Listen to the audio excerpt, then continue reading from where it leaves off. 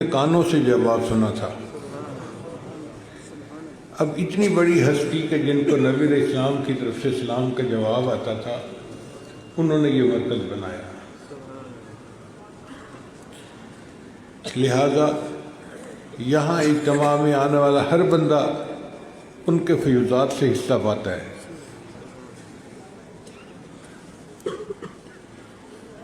ہم بھی بھکاری بن کر، سائل بن کر اس خانقاہ میں حاضر ہوتے ہیں کہ ہمیں بھی ان کے فیوضات سے کچھ حصہ نصیب ہو جائے۔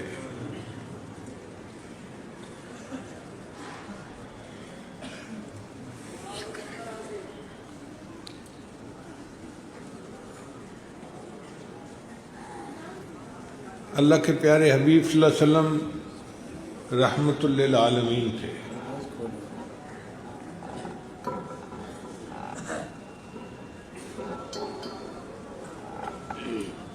اللہ تعالیٰ نے ان کو جہانوں کے لیے رحمت بنا کر بھیجا۔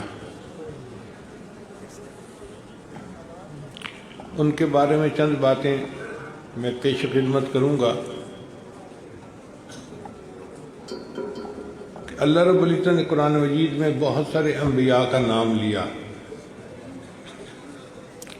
مگر ان کو ان کے نام سے پکارا، یا آدم، یا نوح، یا زکریا، یا ابراہیم، یا موسیٰ، یا عیسیٰ، یا یحییٰ۔ تو سب انبیاء کرام کو ان کے نام کے ساتھ اللہ تعالیٰ نے خطاب فرمایا، لیکن جب نبی علیہ السلام کا معاملہ آیا تو اللہ تعالیٰ نے نام سے نہیں پکارا، بلکہ فرمایا یا ایھا النبی، یا ایھا الرسول، یا ایھا المزمل، یا ایھا المدثر۔ اس سے پتہ چلتا ہے کہ اللہ رب العزت نے اپنے محبوب صلی اللہ علیہ وسلم کو کیا شان عطا فرمائی۔ پھر مختلف انبیاء اپنی قوموں کے پاس آئے تو قوموں نے ان کے اوپر اعتراضات کیے۔ اللہ رب العزت نے ان انبیاء کرام کی زبان سے اس قوم کو جواب دلوایا۔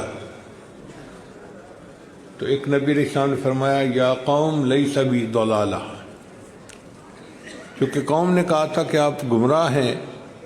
اللہ نے جواب دلوایا کہ اے میری قوم، میں گمراہ نہیں ہوں۔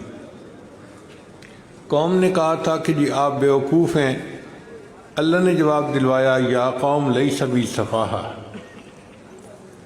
تو اللہ نے جواب دلوائے، مگر ان انبیاء کی زبان سے دلوائے۔ نبی علیہ السلام کا معاملہ جدا۔ قوم میں سے اگر کسی نے کوئی بات کہی تو اللہ رب العزت نے براہ راست خود اس کا جواب دیا۔ ایک کم بخت تھا جو نبی علیہ السلام کو مجنون کہتا تھا۔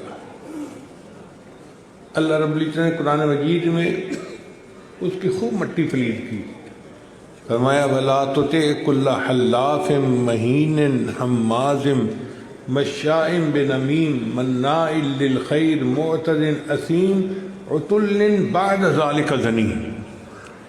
ایک لفظ کے جواب میں اللہ تعالیٰ نے اتنے لفظ بولے۔ اس سے پتہ چلتا ہے کہ اللہ رب العزت کو اپنے محبوب سے کس قدر محبت ہے۔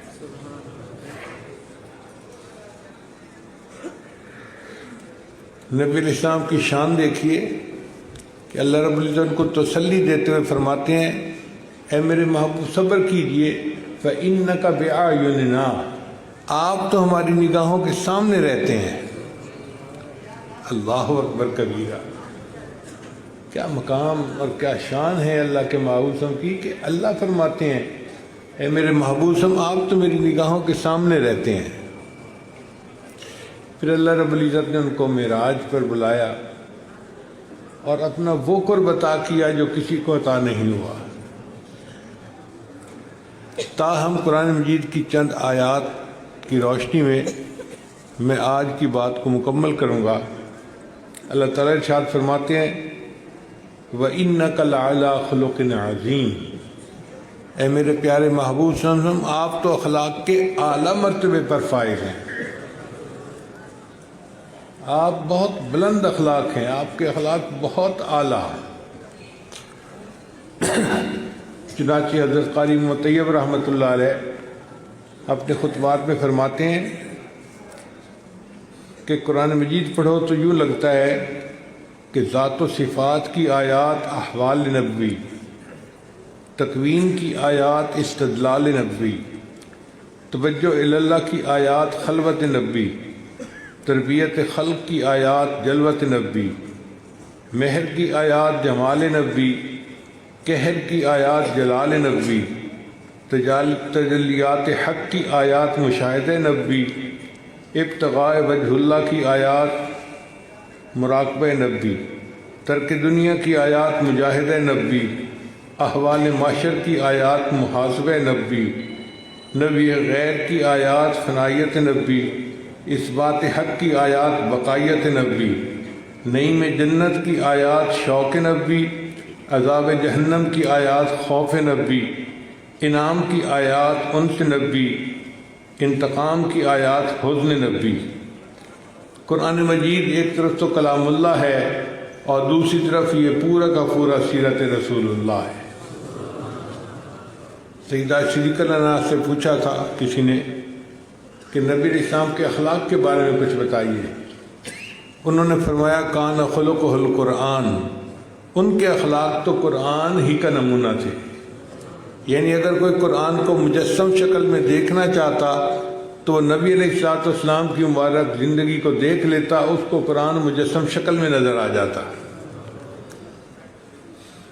نبی علیہ السلام نے اپنے صحابہ کو ایسے اچھے اخلاق سکھائے کہ شاعر نے کہا نبی آتے رہے آخر میں نبیوں کے امام آئے، نبی آتے رہے آخر میں نبیوں کے امام آئے، وہ دنیا میں خدا کا آخری لے کر پیام آئے، جھکانے آئے بندوں کی جبیں اللہ کے در پر، جھکانے آئے بندوں کی جبیں اللہ کے در پر، سکھانے آدمی کو آدمی کا احترام آئے، وہ آئے جب تو عظمت بڑھ گئی دنیا میں انسان کی، وہ آئے جب تو عظمت بڑھ گئی دنیا میں انسان کی، وہ آئے جب تو انسان کو فرشتوں کے سلام آئے۔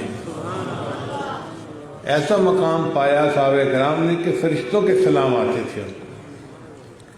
یہ نبی علیہ السلام کی تربیت تھی، تعلیمات تھیں کہ جنہوں نے انسان کو اتنی بلندیوں تک پہنچا دیا تھا۔ علامہ اقبال کہتے ہیں ہمسایہ جبریل امی بندہ خاکی ہے، اس کا نہ شیمن نہ بخارا نہ بدخشاں۔ اللہ تعالیٰ راجوید میں ارشاد فرماتے ہیں لقد کان لکم فی رسول اللہ اسوۃ حسنہ، تحقیق تمہارے لیے نبی علیہ السلام کی زندگی میں بہترین نمونہ موجود ہے۔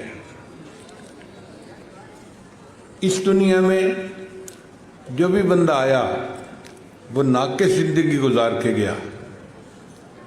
اس کی دلیل کیا ہے؟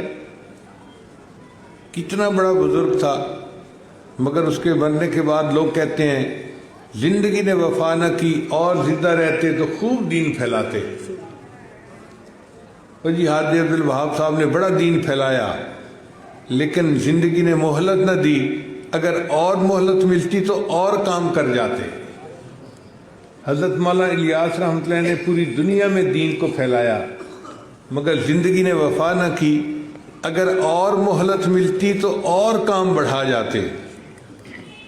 اسی طرح سائنسدانوں کے بارے میں، جرنیلوں کے بارے میں لوگوں نے یہی کہا۔ شیکسپیئر نے کتنے اچھے ناول لکھے ہیں اپنی زبان میں، اس کے مرنے کے بعد لوگوں نے یہی کہا کہ اگر زندہ رہتا تو اور اچھے ناول لکھتا۔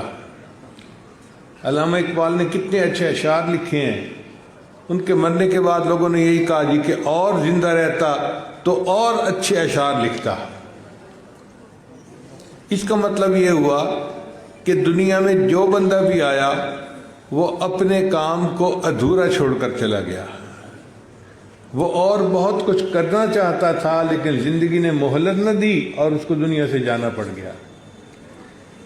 صرف کائنات میں ایک ہستی ایسی ہیں اور وہ ہیں ہمارے آقا ہمارے سردار حضرت محمد مصطفیٰ احمد مجتبیٰ صلی اللہ علیہ وسلم۔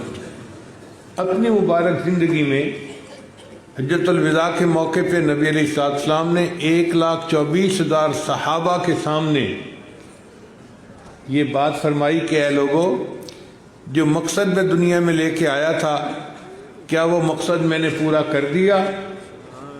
تو سب نے جواب دیا اے اللہ کے حبیب صلی اللہ علیہ وسلم ادیت الامانہ، آپ نے امانت کو پہنچا دیا، امت کو نصیحت کر دی۔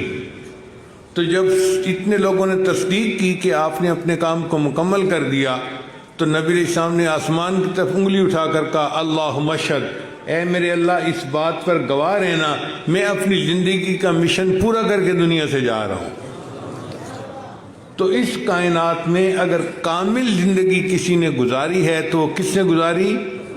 نبی علیہ السلام نے گزاری۔ اس لیے نوجوانوں کو چاہیے کہ عام لوگوں کو اپنا ہیرو نہ بنائیں، یہ تو ادھوری زندگی گزارنے والے لوگ ہیں۔ اگر ہیرو بنانے ہیں تو نبی علیہ السلام کو بنائیں جو کامل زندگی والے تھے۔ شاعر نے کہا میرا قائد ہے وہ زندگی پیغام تھا جس کا، میرا قائد ہے وہ زندگی پیغام تھا جس کا، محمد نام تھا جس کا، محبت کام تھا جس کا، وہ رفتہ رفتہ جس نے قوم کو منزل عطا کر دی، کلی آغاز تھی جس کی، چمن انجام تھا جس کا۔ ہم بھی اس آقا اور سردار صلی اللہ علیہ وسلم کے نقش قدم پر چلنا اپنی سعادت سمجھتے ہیں جنہوں نے کامل زندگی گزاری اور انسان کو کامل بننے کا طریقہ سکھا دیا۔ اللہ تعالیٰ قرآن مجید میں فرماتے ہیں اپنے محبوب کے بارے میں وَعَلَّمَكَ مَا لَمْ تَكُنْ تَعْلَمْ، اے میرے محبوب صلی اللہ علیہ وسلم ہم نے آپ کو وہ علم دیا جو آپ کو پہلے نہیں حاصل تھا۔ نبی علیہ السلام دنیا میں علم الاولین والآخرین لے کر آئے۔ اتنا علم کسی کو نہیں حاصل ہوا جو اللہ نے اپنے حبیب صلی اللہ علیہ وسلم کو عطا فرمایا۔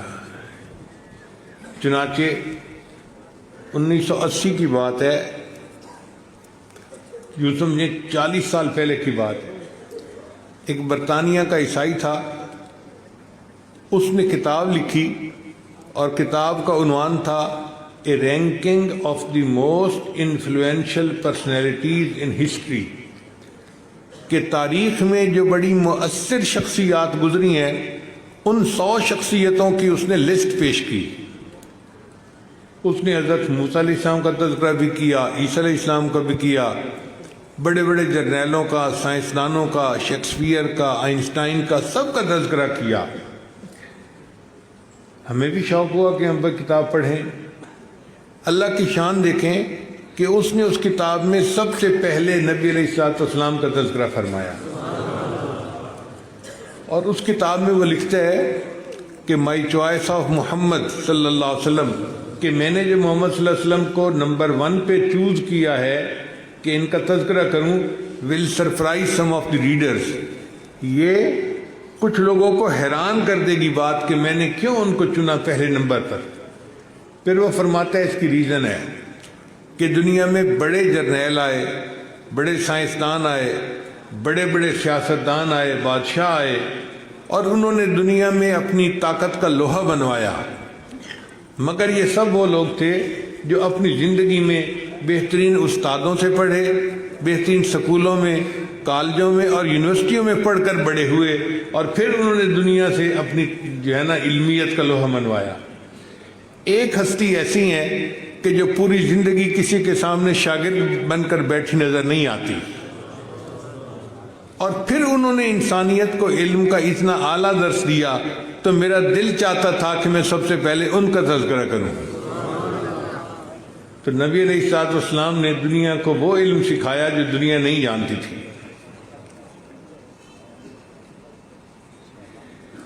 اللہ تعالیٰ اپنے پیارے حبیب صلی اللہ علیہ وسلم کے بارے میں ارشاد فرماتے ہیں اے میرے محبوب صلی اللہ علیہ وسلم ورفعنا لک ذکرک، ہم نے آپ کے ذکر کو بلند کیا، ہم نے آپ کے ذکر کو اونچا کر دیا۔ اب جس کو اللہ تعالیٰ اونچا کرے سوچئے اس کی بلندی پھر کیا ہوگی۔ چنانچہ اللہ تعالیٰ نے آپ صلی اللہ علیہ وسلم کے ذکر کو اتنا بلند کیا کہ ہر وقت دنیا میں نبی علیہ السلام کا ذکر بلند ہو رہا ہے. ذرا اس بات کو سمجھ